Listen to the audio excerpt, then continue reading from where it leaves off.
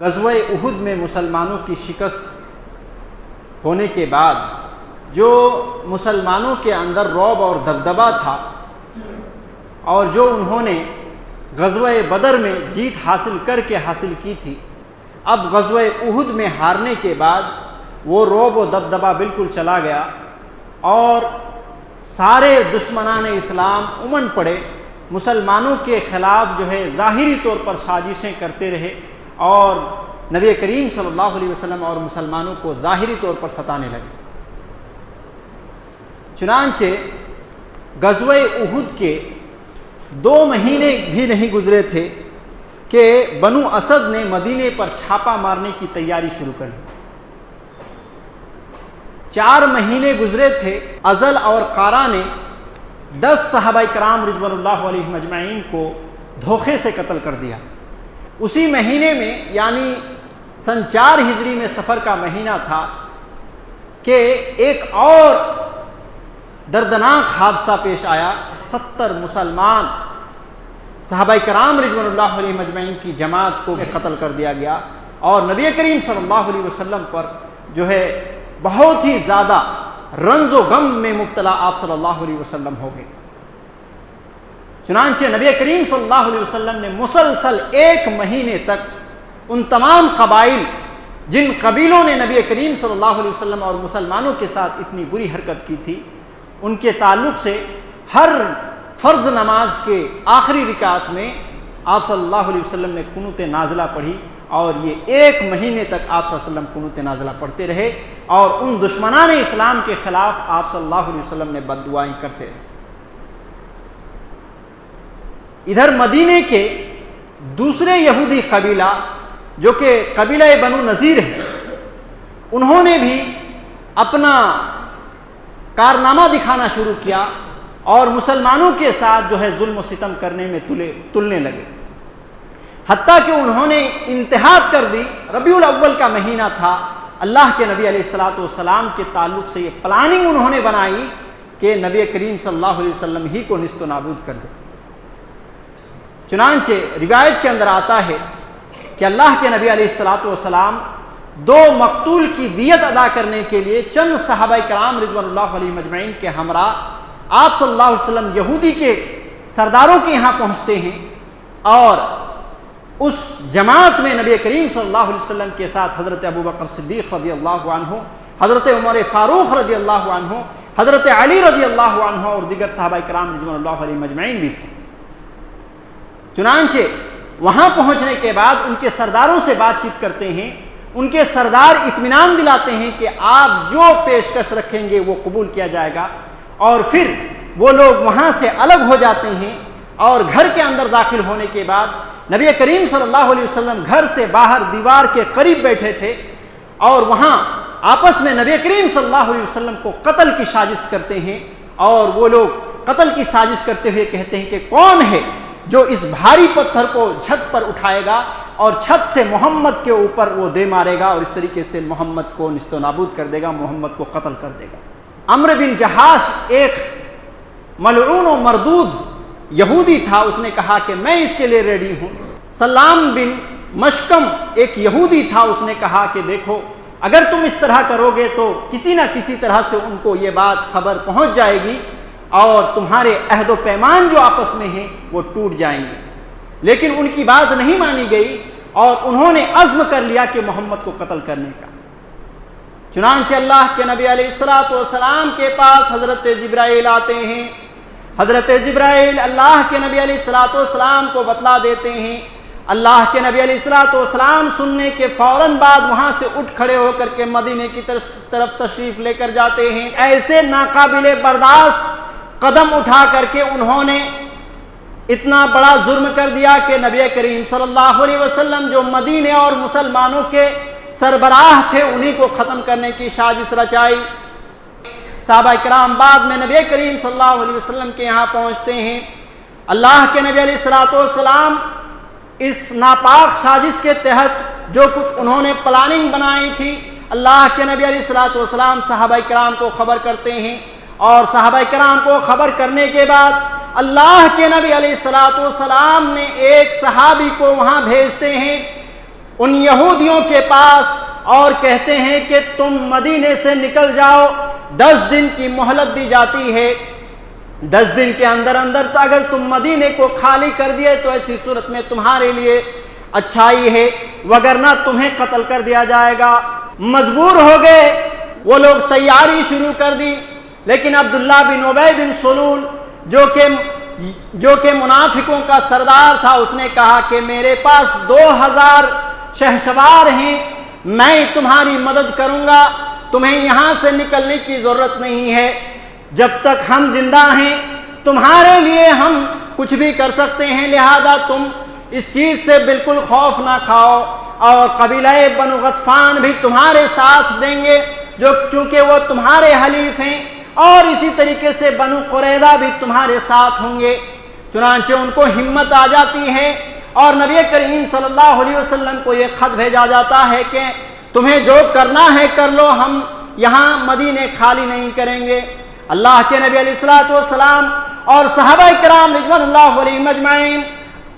اپنے ہتھیاروں کے ساتھ ان کے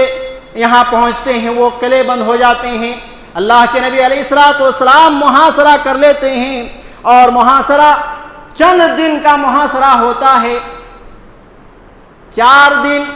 یا 6 دن یا 15 دن کا محاصرہ ہوتا ہے۔ اس کے بعد اللہ رب العالمین ان کے دلوں میں رعب ڈال دیتا ہے،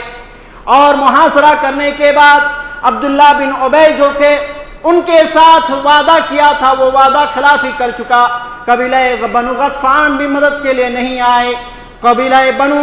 قریظہ بھی ان کی مدد کے لیے نہیں آیا، چنانچہ انہوں نے اس بات پر رضامندی کی کہ ہم آپ کی بات مان لیتے ہیں، یہاں سے ہم نکل جائیں گے۔ اللہ کے نبی علیہ الصلوۃ والسلام اس شرط کے ساتھ منظور کر لیتے ہیں کہ تم اپنا ہتھیار ڈال دو، ہتھیار تم یہاں سے نہیں لے جا سکتے، باقی تمہیں جو کچھ اونٹ میں تم لاد سکتے ہو اور لے کر کے سوار ہو سکتے ہو تم لے کر کے چلے جاؤ۔ چنانچہ وہ سارے یہودی جو بنو نذیر کے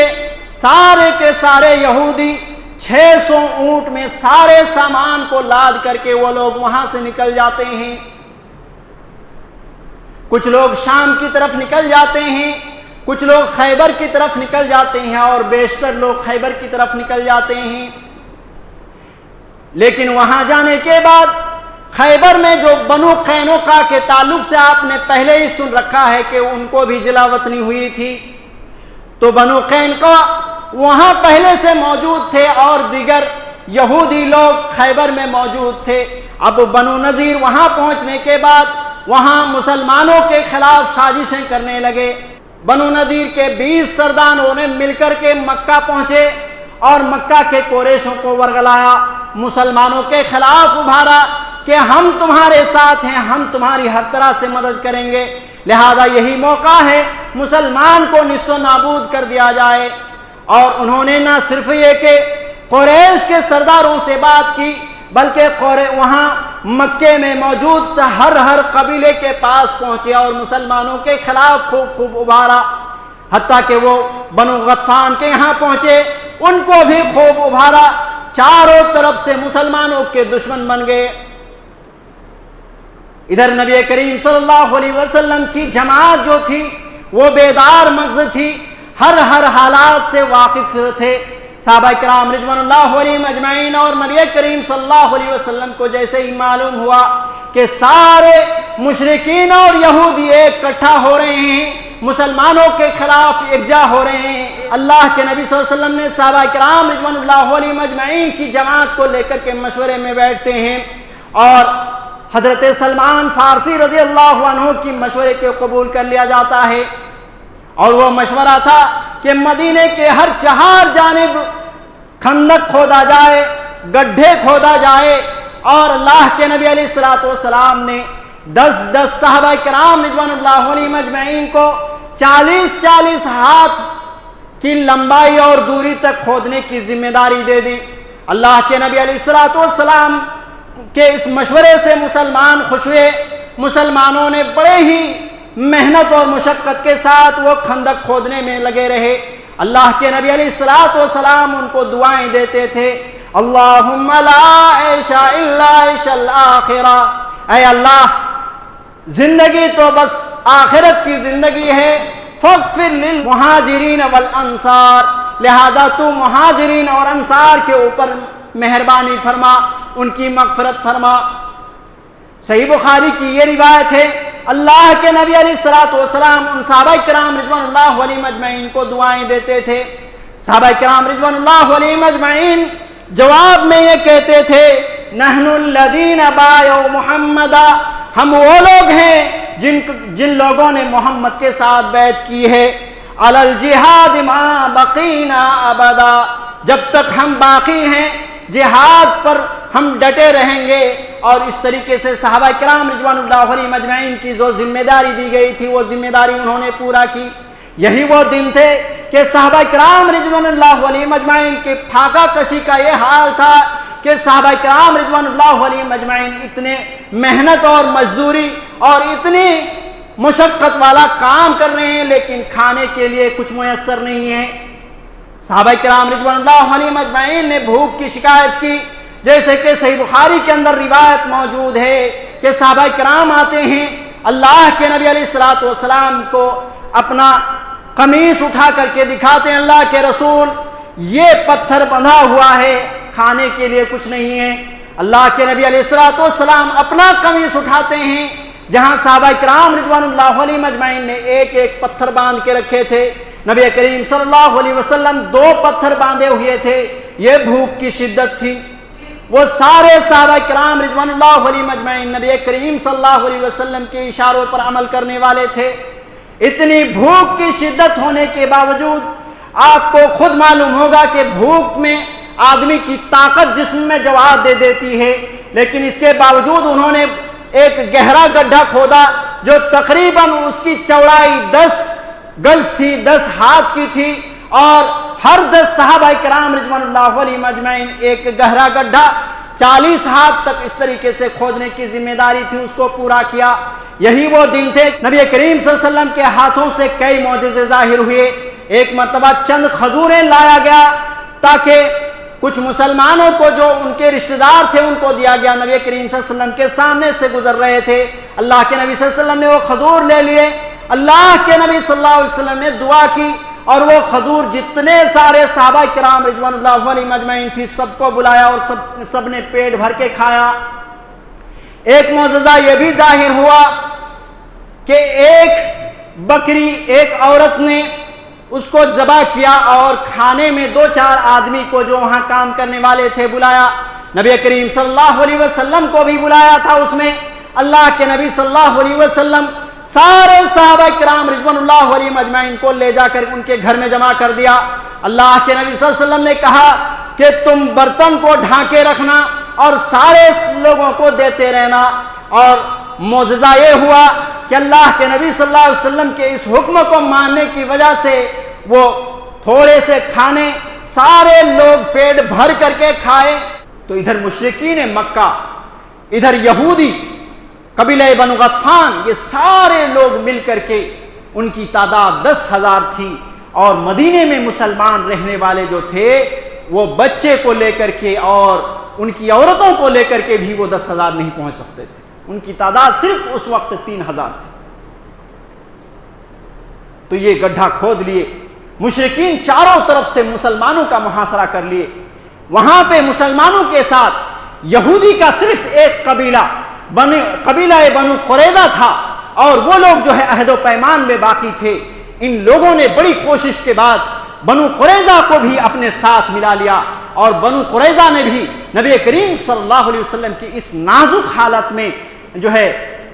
ان لوگوں نے بھی بدعہدی کر دی، اور ان لوگوں کو نبی کریم صلی اللہ علیہ وسلم اور مسلمانوں کا ساتھ دینا تھا، لیکن انہوں نے بدعہدی کر دی اور ان لوگوں کے ساتھ ہو گئے، ان کے دشمن کے ساتھ ہو گئے۔ چنانچہ یہ وقت تھا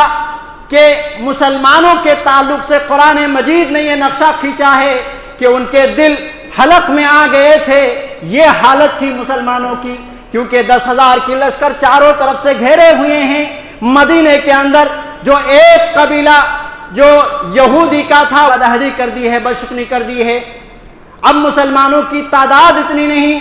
لہذا 3,000 کی تعداد مسلمانوں کی ہے۔ اب کیا کرتے؟ جگہ جگہ مسلمانوں کی جتھے موجود تھے اور تیر انداز موجود تھے، تاکہ باہر سے جو لوگ 10,000 کی لشکر وہ اندر نہ آنے پائیں۔ یقین مانیے اگر وہ خندق نہ کھودا جاتا تو یہ وہ دن تھا کہ مسلمانوں کی ایک ہڈی پسلی بھی باقی نہیں رہتی، سارے لوگ نیست و نابود ہو جاتے۔ لیکن نبی کریم صلی اللہ علیہ وسلم نے اچھی تدبیر کی اور ان لوگوں کو ہر ممکن کوشش کیا گیا کہ وہ خندق سے آگے بڑھنے کی جیسے ہی کوئی کوشش کرتا ادھر سے تیر چلاتے تھے۔ حالت یہ تھی کہ نماز وقت پہ پڑھ نہیں پاتے تھے۔ روایت کے اندر آتا ہے کہ حضرت عمر فاروق رضی اللہ عنہ ایک دن عصر کی نماز عصر کے وقت میں نہیں پڑھ پائے، لیٹ ہو گئی، مغرب کے قریب انہوں نے نماز پڑھ کر کے آئے، اللہ کے نبی علیہ الصلوۃ والسلام سے کہا، اے اللہ کے نبی، یہ ملعون و مردود کی وجہ سے ہم وقت پہ نماز بھی نہیں پڑھ پا رہے ہیں۔ اللہ کے نبی صلی اللہ علیہ وسلم کہتے ہیں، تم نے تو نماز پڑھ لی لیکن میں اب تک عصر کی نماز نہیں پڑھا ہوں۔ یہ حالت ہی کچھ اس طرح تھی کیونکہ عورتوں کی بھی حفاظت تھی، مسلمانوں کو بھی اپنا جان کی پڑی تھی اور کسی طریقے سے وہ محافظ بن کر تھے۔ اگر وہ نماز پڑھتے تو ایسی صورت میں وہ سارے لوگ آ کر کے ان پر حملہ کر دیتے اور اس طریقے سے مسلمانوں کی ساری ختم ہو جاتی تھی۔ یہ حالت تھی میرے بھائیوں۔ پھر اللہ کے نبی علیہ الصلوۃ والسلام نے اور مسلمانوں نے دعا کی، اللہ کے نبی علیہ الصلوۃ والسلام نے بڑے گریبانزاری کے ساتھ اللہ رب العالمین سے دعا کی۔ ہوا یہ کہ اللہ رب العالمین نے نبی کریم صلی اللہ علیہ وسلم کی بات سن لی اور اسی موقع میں ایک نعیم بن مسعود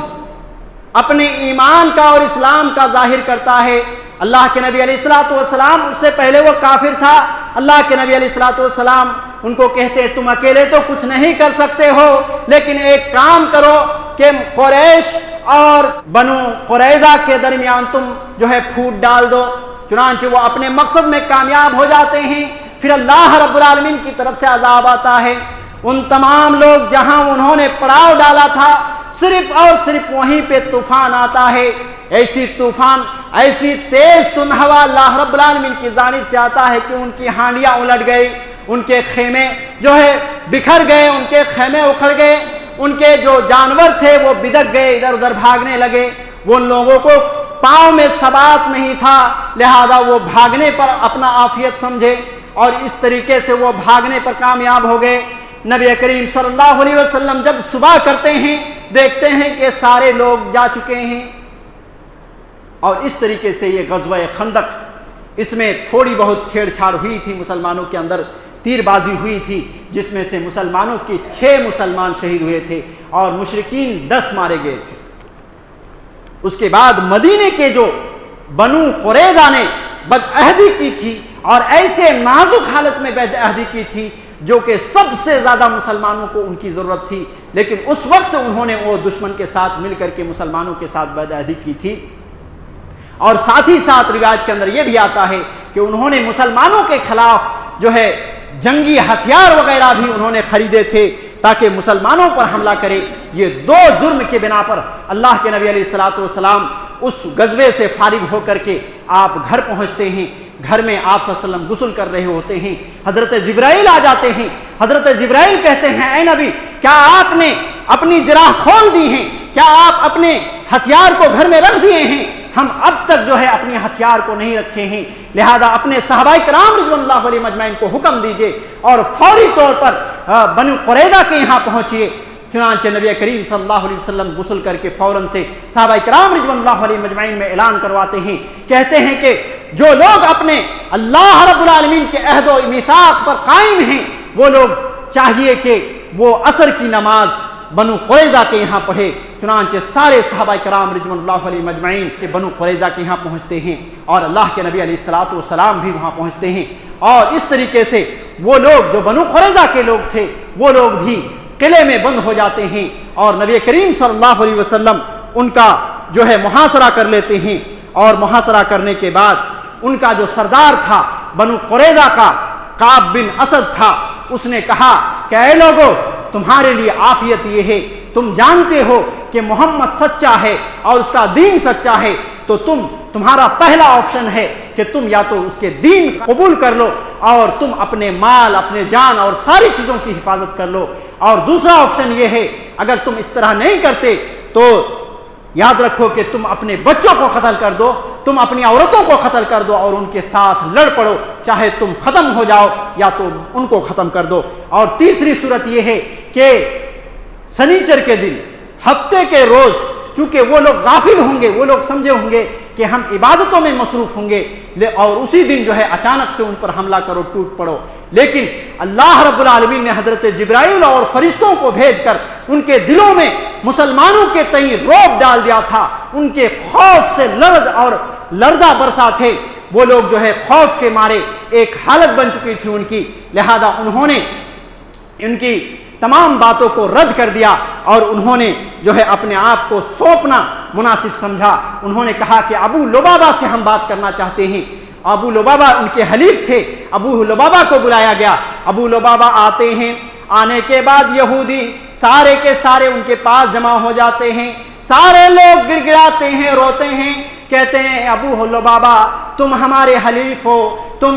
کیا تم ہمارے لیے یہ بہتری سمجھتے ہو کہ ہم محمد کے حوالے کر دیں اپنے آپ کو اور ہمارے جو ہتھیار ہیں وہ نیچے ڈال دیں؟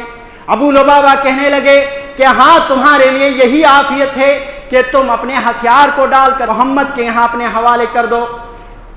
چنانچہ ابو لبابہ وہاں یہ بات کہتے ہوئے یہ اشارہ بھی کر دیتے ہیں کہ اگر تم ایسا کرو گے تو تمہارے گردنیں کٹ جائیں گی، جو کہ ان کو نہیں بولنا چاہیے تھا۔ ابو لبابہ اس ایک چھوٹی سی جرم کے تحت وہ سیدھے مسجد نبوی میں پہنچ جاتے ہیں اور مسجد نبوی میں ستونوں میں سے ایک ستون میں خود کو باندھ لیتے ہیں اور کہتے ہیں کہ جب تک محمد صلی اللہ علیہ وسلم ہمارے پیارے نبی ہم اپنے ہاتھوں سے مجھے نہیں کھولیں گے، میں یہاں سے نہیں نکلوں گا، میں رسی سے جو ہے بندھا ہی رہوں گا۔ اور اللہ کے نبی صلی اللہ علیہ وسلم اور مسلمان اس بات کے انتظار کرتے ہیں کہ ابو لبابہ آئیں گے، کوئی بات بتائیں گے۔ جب اللہ کے نبی علیہ الصلوۃ والسلام کو اس بات کی خبر لگ جاتی ہے کہ ابو لبابہ نے ایسا کیا ہے کہ وہ مسجد نبوی میں جا کر کے ایک ستون میں خود سے باندھ لیا ہے اور کہتے ہیں کہ محمد جب تک اپنے ہاتھ سے نہیں چھڑائیں گے ہم نہیں چھوٹیں گے، تو اللہ کے نبی علیہ الصلوۃ والسلام کہتے ہیں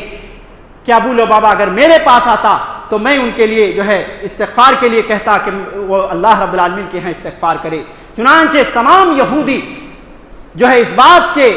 جو ہے اہل ہو جاتے ہیں اور اس بات کو منظور کر لیتے ہیں کہ مسلمان جو فیصلہ دے وہی ہم کریں گے۔ اللہ کے نبی علیہ الصلوۃ والسلام کہتے ہیں کہ کیا تمہارے لیے یہ بہتر نہیں ہے کہ ایک آدمی تمہارے لیے فیصلہ کرے؟ چنانچہ یہودی کہتے ہیں کہ ہمارے لیے سعد بن معاذ رضی اللہ عنہ سب سے زیادہ بہترین فیصلہ کر سکتے ہیں۔ چنانچہ ان کو وہ حکم بناتے ہیں، اور سعد بن معاذ رضی اللہ عنہ وہ صحابی تھے جن کو غزوہ خندق، جو ابھی کچھ دیر پہلے ایک جنگ ہوئی تھی غزوہ خندق، وہاں سعد بن معاذ رضی اللہ عنہ کے پیر میں ایک تیر لگی تھی جس کی وجہ سے وہ چل پھر نہیں پا رہے تھے اور مدینے میں تھے۔ ان کو بلایا گیا، حضرت سعد بن معاذ رضی اللہ عنہ نے جب وہاں پہنچے نبی کریم صلی اللہ علیہ وسلم کے پاس، اور یہودی ایک طرف مسلمان، اللہ کے نبی علیہ الصلوۃ والسلام کے حکم سے یہودیوں کے جو مرد تھے ان کو جو ہے باندھ دیا گیا تھا۔ اللہ کے نبی علیہ الصلوۃ والسلام اور مسلمان اس بات کے منتظر تھے کہ سعد بن معاذ رضی اللہ عنہ کیا فیصلہ کریں گے۔ سارے لوگوں سے پوچھا سعد بن معاذ نے کہ کیا میرے فیصلے کو سب لوگ تسلیم کریں گے؟ کہا ہاں سب لوگ تسلیم کریں گے۔ سعد بن معاذ نے یہ کہا کہ کیا یہاں پہ موجود سارے لوگ تسلیم کریں گے؟ ان کا اشارہ تھا کہ نبی صلی اللہ علیہ وسلم بھی تسلیم کریں گے کیا؟ سارے لوگوں نے کہا ہاں آپ جو فیصلہ دیں گے۔ سعد بن معاذ رضی اللہ عنہ نے اس وقت ڈٹ کر کہا تھا کہ آج وہ موقع ہے کہ میں کسی ملامت گر کی ملامت کو پرواہ نہیں کروں گا، اور میں فیصلہ کرتا ہوں کہ سارے یہودی مرد کو قتل کر دیا جائے اور ساری عورتوں اور بچوں کو غلام بنا لیا جائے اور ان کے مال کو مال غنیمت بنایا جائے۔ اللہ کے نبی علیہ الصلوۃ والسلام نے کہا اللہ کی قسم سعد بن معاذ نے وہی فیصلہ کیا جو اللہ رب العالمین کے یہاں عرش پر لکھا ہوا ہے، یعنی عین جو فیصلہ ہونا تھا وہی فیصلہ ہوا ہے۔ اور اس طریقے سے مدینے کو پورے کے پورے یہودیوں سے صفایا کر دیا جاتا ہے۔ سب سے پہلے بنو قینقاع کی ذلاوطنی ہوتی ہے، پھر بنو نذیر کی ذلاوطنی ہوتی ہے، اور پھر جو بنو قریظہ تھے ان کے مردوں کو قتل کر کے اس طریقے سے مدینے کو پورے یہودیوں سے صفایا کر دیا جاتا ہے۔ اور مزید ویڈیوز کو دیکھنے کے لیے آپ ہمارے YouTube چینل کو سبسکرائب کریں۔